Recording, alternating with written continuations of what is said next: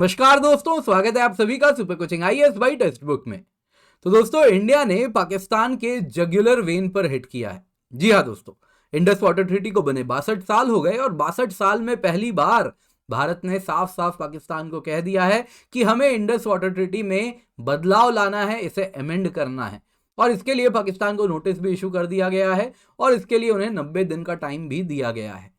तो क्या है ये पूरी कहानी, क्योंकि इंडिया का साफ साफ कहना है कि आज अगर हम इंडस वाटर ट्रीटी में बदलाव की बात कर रहे हैं तो इसके पीछे जिम्मेदार पाकिस्तान खुद है। तो क्या किया है पाकिस्तान ने ऐसा, उस पर भी चर्चा करेंगे। साथ ही साथ इंडस वाटर ट्रीटी कितना फेयर है उस पर भी चर्चा होगी। और साथ ही साथ हम बात करेंगे क्या ये सच में इंडिया ने पाकिस्तान को गिफ्ट दिया था या फिर इंडिया का ये उस वक्त की सरकार का ब्लंडर था।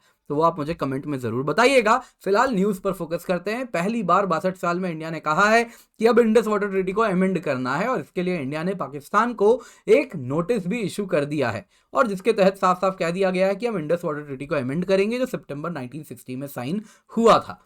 जनवरी 25 को ये नोटिस इशू किया गया है एंड जो कमिश्नर है पाकिस्तान के साइड से उनके तरफ उनको ये नोटिस दे दिया गया है। एंड इसको देने के पीछे अगर आप देखें तो article 12 clause 3 of Indus water treaty को फॉलो किया गया है।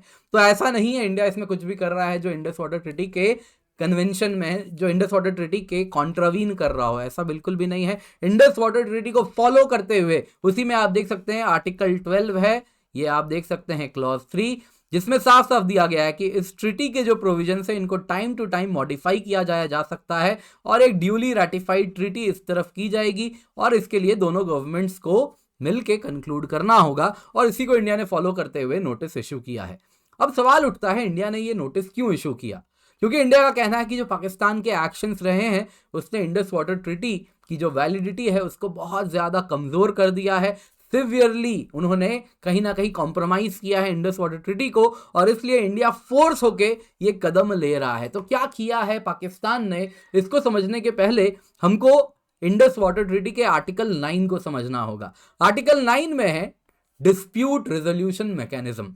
इंडस वाटर ट्रीटी खुद 3 स्टेप का डिस्प्यूट रेजोल्यूशन मैकेनिज्म प्रोवाइड करती है अंडर आर्टिकल 9। सबसे पहले तो कोई भी नॉर्मल क्वेश्चंस होंगे तो जब permanent commission Indus water treaty के अंदर दोनों पार्टी के बैठते हैं, इंडिया से भी पाकिस्तान से भी, उनमें सवाल उठा दिया जाएगा। तो सबसे पहला स्टेप होगा कि इंटर गवर्नमेंटल लेवल पे यानी इंडिया पाकिस्तान मिलके दोनों सरकारें प्रॉब्लम्स को सॉल्व कर लें। अगर वहां पे प्रॉब्लम सॉल्व नहीं होता है तो सेकंड स्टेप होगा जब दोनों पार्टी क्या करें, जिनमें से कोई भी एक क्या कर सकता है, वर्ल्ड बैंक को अप्रोच कर सकता है और वर्ल्ड बैंक उनके लिए एक न्यूट्रल एक्सपर्ट हायर कर लेगा और कहेगा न्यूट्रल एक्सपर्ट को कि आप कृपया करके अपना फैसला दे दें। और फिर दोनों पार्टी क्या करेंगे, उस न्यूट्रल एक्सपर्ट के फैसले को मान सकते हैं। मान लीजिए एक पार्टी ना खुश है तो तीसरा स्टेप तब जाके आता है जब वर्ल्ड बैंक को वो जो भी पार्टी ना खुश है वो कहेगी कि हम इसे खुश नहीं है, कृपया करके इस मामले को कोर्ट ऑफ आर्बिट्रेशन में ले जाएं और इसके बाद matter permanent court of arbitration में जा सकता है। तो इंडस वाटर ट्रीटी में आपको यह भी बता देता हूं कोई एग्जिट प्रोविजन नहीं है। ये तब तक एनफोर्स्ड रहेगा जब तक कोई भी कंट्री उसको फॉलो, जब तक दोनों कंट्री मिल के ना कहे कि हम इसको हटाते हैं और इसको फॉलो करना बंद करते हैं, या इस प्रकार से दोनों ही पार्टी मिल के एक अमेंड ऐसा ना कर दें कि ये अब से ट्रीटी इनवैलिड है। तो by law Indus water treaty में कोई एग्जिट प्रोविजन नहीं है, लेकिन आप सब जानते हैं कि एज डिफैक्टो तरीके से, डिज्यूर तरीके से नहीं, लेकिन डिफैक्टो यानी कि as a matter of fact जो देश चाहे, इंडिया स्पेशली जब चाहे तब बंद कर सकता है, कह सकता है इंडस वाटर ट्रीटी को नहीं मानते। कोई क्या ही कर लेगा। आप सब जानते हैं कैसे ट्रंप एडमिनिस्ट्रेशन में उन्होंने पेरिस क्लाइमेट अकॉर्ड्स को कैसे पीछे हट गए थे, तो उसके सामने इंडस वाटर ट्रीटी तो खास ग्लोबल महत्व की भी नहीं है, तो कोई भी पार्टी चाहे तो कर सकती है। खैर ठीक है, इस पर बाद में चर्चा करेंगे। फिलहाल आपको समझ आ गया 3 स्टेप मैकेनिज्म है डिस्प्यूट रेजोल्यूशन का। अब देखते हैं पाकिस्तान ने कैसे इंडस वाटर ट्रीटी को वायलेट किया। दोस्तों बात होती है 2015 की। इंडिया किशन गंगा प्रोजेक्ट और रतले प्रोजेक्ट, 2 प्रोजेक्ट को अंडरटेक कर रहा है। रतले अगर आप देखें तो चेनाब नदी में है, यहां पर जैसा आप देख सकते हैं, और किशन गंगा प्रोजेक्ट किशन गंगा रिवर पे है। किशन गंगा रिवर अगर आप देखें तो ये रही, पाकिस्तान में इसी को नीलम, एलओसी पार करने के बाद नीलम नाम से जाना जाता है और ये जाके आप देखें तो झेलम में जाके मिल जाती है। ये सभी इंडस की ही ट्रिब्यूटरीज हैं। तो इंडिया यहाँ पे रिवर प्रोजेक्ट्स अंडरटेक कर रहा है और 2016 में पाकिस्तान ने कहा कि ये जो प्रोजेक्ट्स हैं इंडिया के, इनको वो चाहता है कि इस पे उनको ऑब्जेक्शन है और न्यूट्रल एक्सपर्ट, वर्ल्ड बैंक को कहा कि न्यूट्रल एक्सपर्ट जो कि क्योंकि स्टेप 1 क्या है आपको याद होगा, जब भी डिफरेंसेस होगा तो इंटर गवर्नमेंटल लेवल पे होगा, बात नहीं बनेगी। तो स्टेप 2 में आता है कि कोई एक न्यूट्रल एक्सपर्ट को हायर किया जाएगा वर्ल्ड बैंक के द्वारा। तो पाकिस्तान ने कहा न्यूट्रल एक्सपर्ट हायर कर लीजिए, इंडिया ने कहा ठीक है, जैसा स्टेप 2 है वैसा ही करेंगे। लेकिन 2016 में अगले ही साल पाकिस्तान ने कहा कि नहीं नहीं नहीं, सीधा कोर्ट ऑफ आर्बिट्रेशन में लेकर के जाना है इस मैटर को, यानी सीधा स्टेप 3 पे पाकिस्तान चला गया। और ये यूनिलैटरल एक्शन जो पाकिस्तान ने लिया, ये डिस्प्यूट सेटलमेंट मैकेनिज्म जो आर्टिकल 9 में, जो जैसा मैंने आपको अभी बताया, उसका कॉन्ट्रावेंशन में है।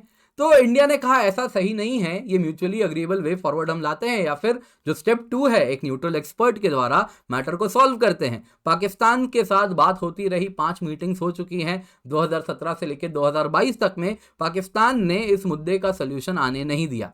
और पाकिस्तान दूसरी तरफ वर्ल्ड बैंक को भी कहता रहा कि कोर्ट ऑफ आर्बिट्रेशन का प्रोसेस स्टार्ट कीजिए।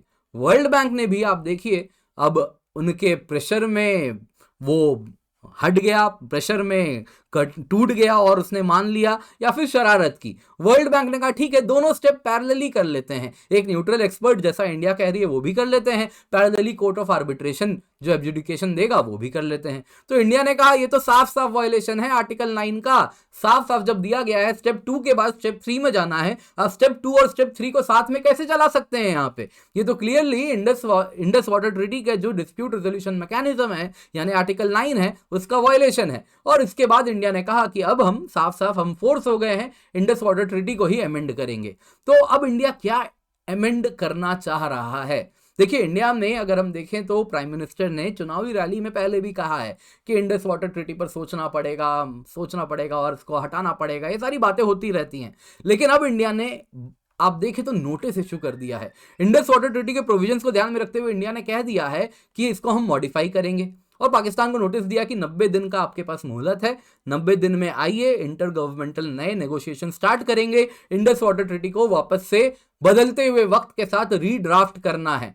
तो सबसे पहले बात तो इस पर होनी ही है कि पाकिस्तान कैसे वायलेट कर रहा है इंडस वाटर ट्रीटी के डिस्प्यूट रेजोल्यूशन मैकेनिज्म को, आर्टिकल 9 को। इस पर तो साफ साफ चर्चा होनी ही है। पर जब दोस्तों, ये तो पेंडोरास बॉक्स है, पेंडोरास बॉक्स अब खुल चुका है ना, पिटारा खुल गया है, तो अब बाकी मुद्दों पर भी चर्चा होगी। इंडिया ने यह भी कहा है कि पिछले 62 साल में इंडस वाटर ट्रीटी पे हमने जो जो लेसन लिए हैं वो भी यहाँ पे हम इनकॉर्पोरेट करेंगे, वो लेसन से भी जो सीख है वो भी सबक भी यहाँ पे लिया जाएगा। यानी काफी ओपन एंडेड रहने वाला है, काफी चीजें अब चर्चा होंगी, क्योंकि अब पिटारा खुल गया है और पाकिस्तान नहीं कराया है। तो दोस्तों, अब इंडस वाटर ट्रीटी पर बात हो रही है, तो कंप्लीशन के लिए मैं आपको इंडस वाटर ट्रीटी के बारे में भी बता देता हूँ। काफी कुछ आप सीखेंगे, काफी कुछ जानेंगे, तो ध्यान से जरूर सुनिएगा। तो अब करते हैं, क्या ये ट्रीटी इंडिया के लिए फेयर है? दोस्तों, इंडस वाटर ट्रीटी इंडिया के तब के प्रधानमंत्री जवाहरलाल नेहरू जी और पाकिस्तान के प्रेसिडेंट अयूब खान के द्वारा उनके बीच में साइन किया गया था। इसके जो ब्रोकर थे वो थे वर्ल्ड बैंक। उस वक्त world bank international bank for reconstruction and development के नाम से जाना जाता था। नेगोशिएशंस चलते रहे 9 साल तक, और तब जाके finally Indus water treaty on paper sign हो पाया।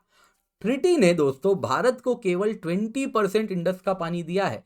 केवल 33 मिलियन एकड़ फीट पानी इंडिया के कंट्रोल में है। 80% पानी पाकिस्तान के पास है, 135 मिलियन एकड़ फीट, यानी भारत से 102 मिलियन एकड़ फीट पानी ज्यादा पाकिस्तान के पास है, जबकि इंडिया अपर रिपेरियन स्टेट है। इन सब के बावजूद दोस्तों, यहां पे आपको और एक बात बताना चाहूंगा, इंडस वाटर ट्रीटी में ही परमानेंट इंडस कमीशन बनाया गया, जो कि डिस्प्यूट रेजोल्यूशन के लिए स्टेप 1 का काम करेगी। जो छोटे मोटे डिस्प्यूट आपस में दोनों पार्टी बैठ के सॉल्व कर लेंगे, ये भी इंडस वाटर ट्रीटी में आया। आप देख सकते हैं यहाँ पे इंडस वाटर ट्रीटी साइन हो रही है इस तस्वीर में। अब वाटर शेयरिंग मैकेनिज्म तो सुनिए। इंडिया के पास 3 नदियों का कंट्रोल दिया गया। आप देख सकते हैं, इनको कहते हैं 3 ईस्टर्न रिवर, सतलज, ब्यास और रावी। जो सतलज, ब्यास और रावी है, इनका पानी का कंट्रोल दिया गया भारत के पास, जिसमें से आप अगर देखें तो सतलज मुख्य तरीके से लगभग इंडिया के ही इलाके में बह रही है। इतना पार्ट तो इंडिया में ही है, थोड़ा सा चाइना से आता है।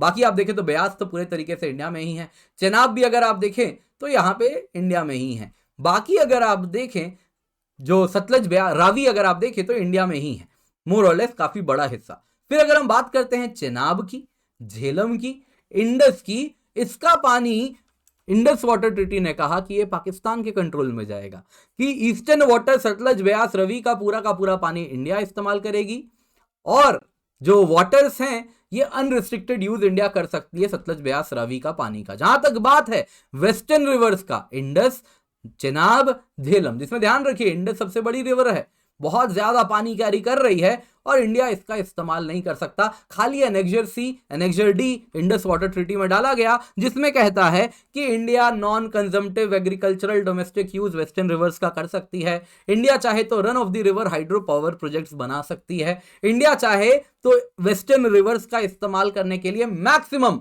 सिर्फ 3.75 मिलियन एकड़ फीट का पानी स्टोर कर सकती है अबव पर्पसेस को अंजाम देने के लिए। तो आपको क्या लगता है, क्या इंडस वाटर ट्रीटी इंडिया के लिए फेयर था या नहीं था? आप मुझे कमेंट में जरूर बताइएगा। बाकी दूसरी बात हमेशा उठती है, इंडस को हम पाकिस्तान को पानी रोकना चाहिए। दोस्तों क्या ये फिजिकली पॉसिबल है पाकिस्तान का पानी रोकना? क्या वहां पे इतने बड़े डैम्स बन सकते हैं? आप सोच रहे हैं कितना बड़ा रिजर्वायर, आप सोच रहे हैं यहाँ पे बात हो रही है 135 मिलियन एकड़ फीट पानी की। कितना ज्यादा बड़ा रिजर्वायर चाहिए? पूरी की पूरी कश्मीर वैली जैसे कई इलाके पूरे के पूरे डूब सकते हैं, तब भी हम रिजर्वायर इतना बड़ा नहीं बना सकते। अगर इतना बड़ा रिजर्वायर बनाते हैं तो क्या वहां पे जियोलॉजिकल स्टेबिलिटी होगी? तो बहुत सारे सवाल हैं। तो इसीलिए रेटोरिक्स में तो हम कह देते हैं पानी रोक दें, और क्या ये पॉसिबल है? क्या ये ऑन ग्राउंड इंप्लीमेंट करना आसान है? ये सारे सवाल उठते हैं। तो आप मुझे कमेंट में ज़रूर बताइएगा, आपकी क्या राय है, मैं ज़रूर जानना चाहूँगा। उम्मीद करता हूँ आपको आज की क्लास पसंद आई होगी, तो लाइक ज़रूर कीजिएगा। टेलीग्राम चैनल है जहाँ पर आप जुड़ सकते हैं, जहाँ पर लेक्चर के बाद आपको PDF अपडेट्स मिल जाएंगे, तो आप याद से डाउनलोड कर लीजिएगा। इसके सिवा 1 साल की UPSC CSE की सुपर कोचिंग की सब्सक्रिप्शन 29,999 रुपये में मिलती है, जिसमें GS course, optional course, subject course, CSAT के कोर्स, हिंदी इंग्लिश के कोर्सेज, सुपर टीचर्स के कोर्सेज सब कुछ मिलते हैं। Use the coupon code Kinjal for maximum discount. इसके सिवा आप मुझसे मेरी डेली लाइव क्लासेस में जुड़ सकते हैं और इसका फायदा ज़रूर उठाएं, और चैनल को सब्सक्राइब करना बिल्कुल भी ना भूलें।